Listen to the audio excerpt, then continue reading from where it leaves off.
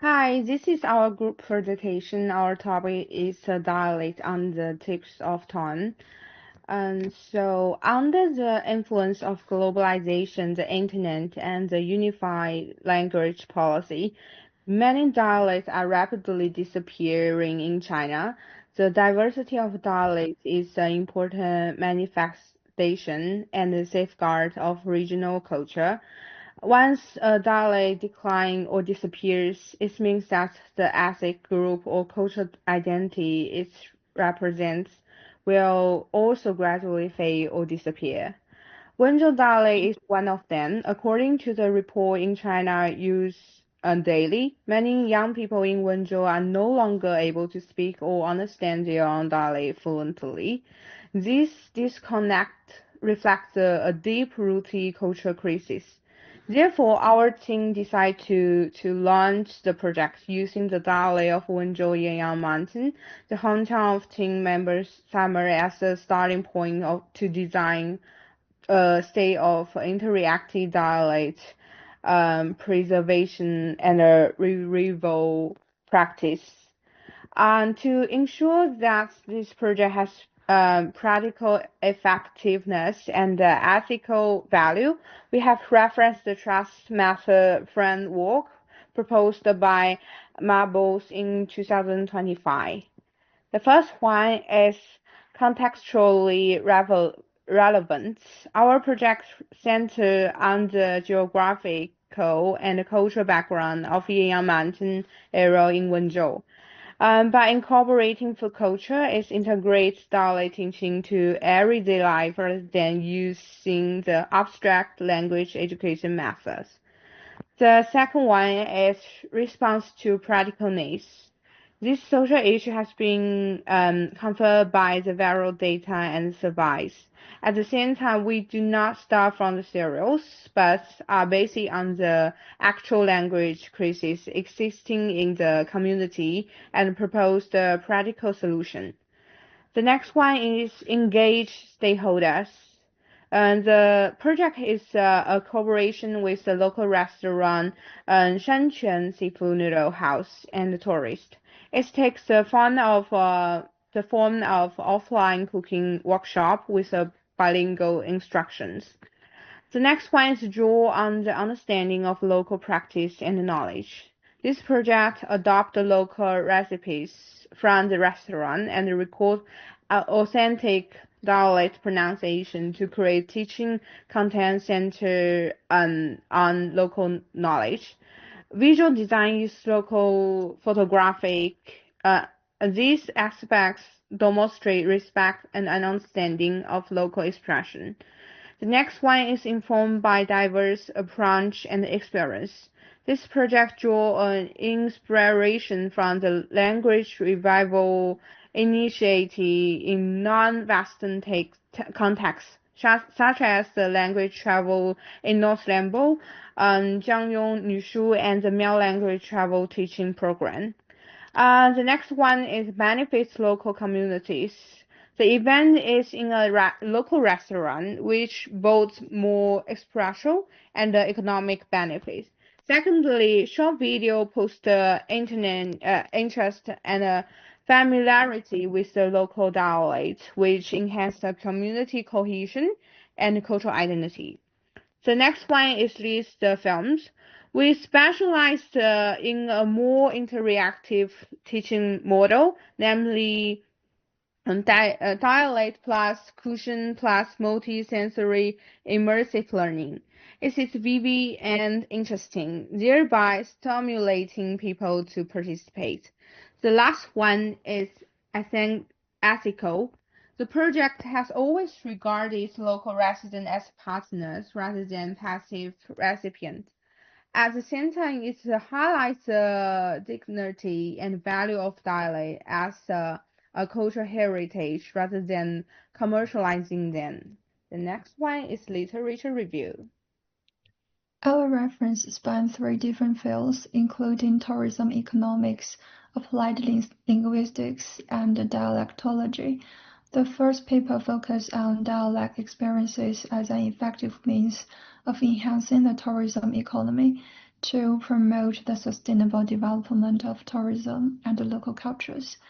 Based on the theory of sensory marketing, researchers state exposure to a diverse language can be seen as a point of charm for traveling and can stimulate curiosity about different cultures. But it may also lead to feelings of exclusion and isolation.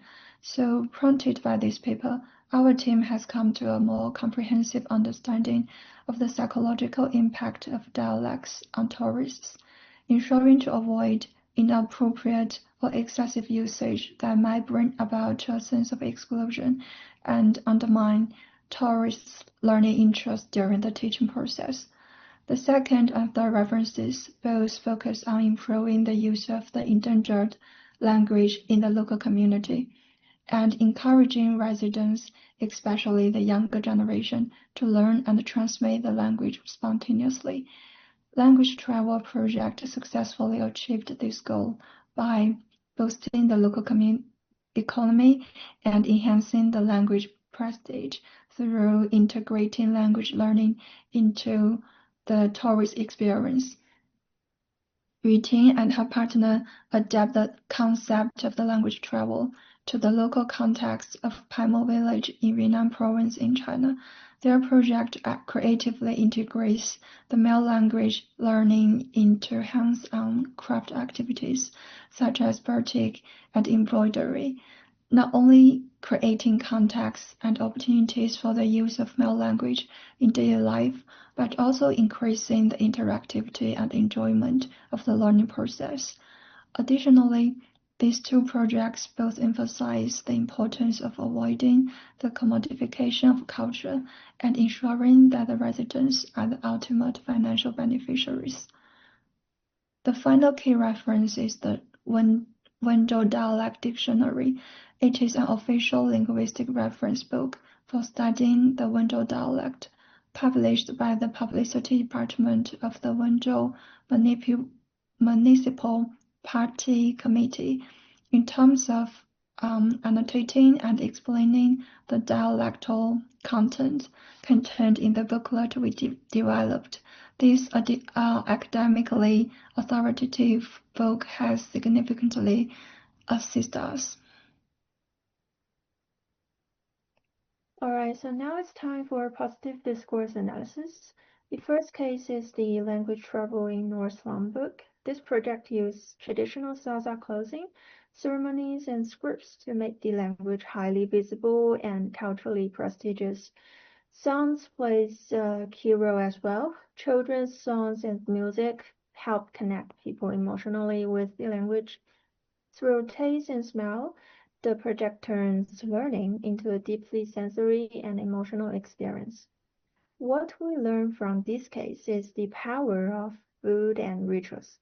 They don't just support language learning, they embed it into our daily life. And the second case shows how language can also be transmitted through the art and oral tradition. The Jiangyong Nushu project highlights how language can be preserved through visual art and the female oral culture. Nushu is a script used by women, passed down through the calligraphy and handwritten slips and so on. These make the language visible and memorable, especially for younger generations. And reciting while throwing help preserve the sound and rhythm of the script. And even though our dialect has no written system like Nushu, this inspires us to use scenic illustration and sound recordings to support memory in our materials. And the final case takes language learning out in nature and our daily life through the ecotourism and craft. In the final case, Go with Mao language revitalization is embedded in eco-culture tourism. The tourists experience Mao culture by seeing the traditional houses, hearing village sounds, and doing hand-on crafts like batik painting. And meals are shared around the campfire. This activity creates a strong emotional and physical connection to the language.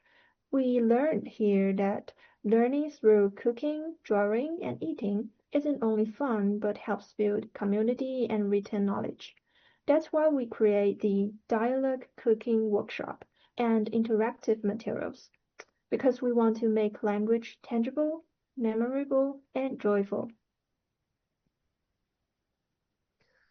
Okay, now I'm going to introduce two main parts of our project, material development and implementation. We started by combining the Yandangshan dialect with local food to create an immersive hands-on learning experience. Our goal wasn't just to teach words, but to connect language with daily life, culture, and community. We focused on these elements, languages, visuals, and hands-on practice, and developed three types of learning materials. First, we create a dialect cuisine booklet with 4 sections: background, receipts, dialogues, and project vision. The receipt section is central. We featured 3 local dishes: 三鲜粉皮 noodles, sweet seasoned tangyuan, and stir-fried rice cakes. Each receipt includes ingredients, steps, and key dialect terms with IPA, like 三鲜粉皮面, pork, and chop, helping learners link words with actions naturally. This slide shows 2 sample receipts from the booklet. Food images are on the right. Cooking steps with IPA market dialect terms are on the left. Learners can use them to review after class, so it's both a recipe and a language learning tool. The second material is a dialect cooking video series filmed at Shanquan Seafood Noodle House. Each video features step-by-step structures in dialect and Mandarin explanation. Keywords like wash and stew appear rapidly to build memory. It's a true learn-well cooking experience. We also designed a poster titled Dialect on the Tip of the Tongue, introducing all 3 dishes. It includes a WeChat ID for accessing sign-ups, the e-booklet, and videos, bridging online and offline learning seamlessly. Here is a quick example from our video teaching series. Let's take a look. 再加入猪肉，再些粉皮面有请哈，三鲜粉皮面加青蟹，4鸟猪肉，龙虾、鱼干、鱿鱼、高秀、茭白、蘑菇、大葱、湖、虾、蛤蜊贝壳、请哈、青蟹、带粉皮、红薯粉皮、小面、蟹。放4个，放一半一半，再放点米虾，放点这个鱼干、鳗鱼干，再放这个鱿鱼，把鱿鱼放上去。好，现在再放这个茉莉菜、茭白和蘑菇。现在我看这个地方已经闻到了，非常的香啊！味精、盐，还有老抽放下去了。加入开水，加入开水，倒这个水啊，一碗好面就可以从这个汤的味道也闻到，闻到这个汤非常的香了。但是这个地方已经受不了了，流出水了，这个泡沫打掉，现有泡沫也打掉。好，倒入刚刚煎好的油粉是青蟹，放一片香蛋。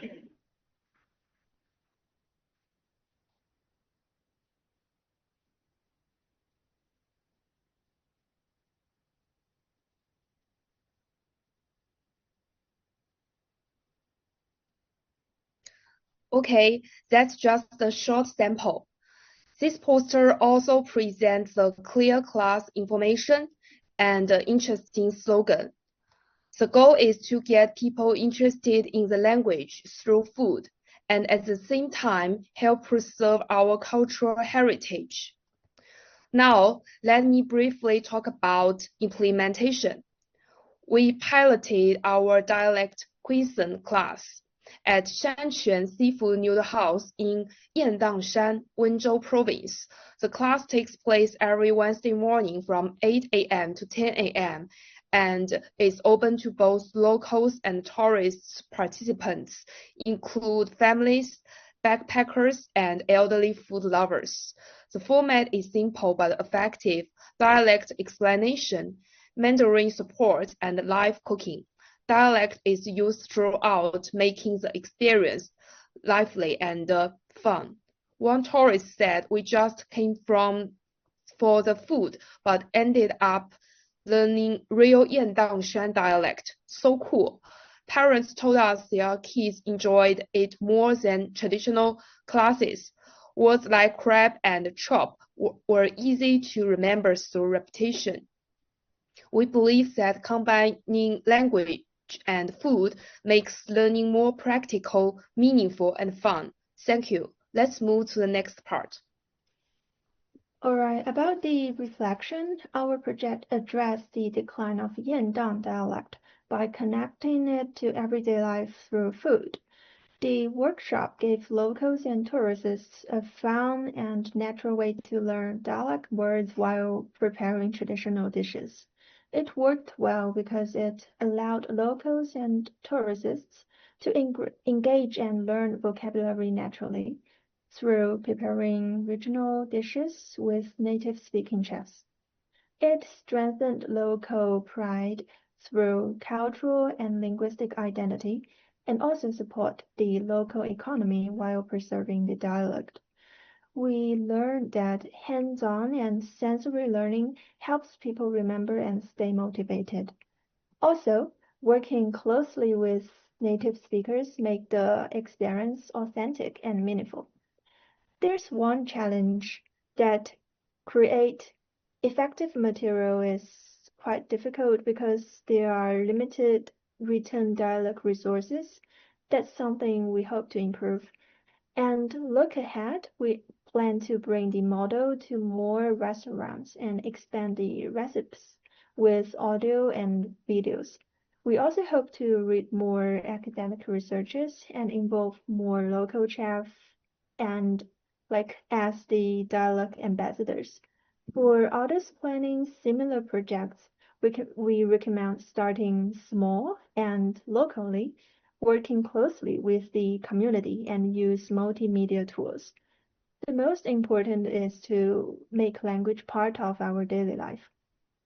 In this way, dialect revitalization can go beyond language. It can become a tool for pride, sustainability, and cultural connection. Also, community connection. Okay, here are our references. And thank you for watching.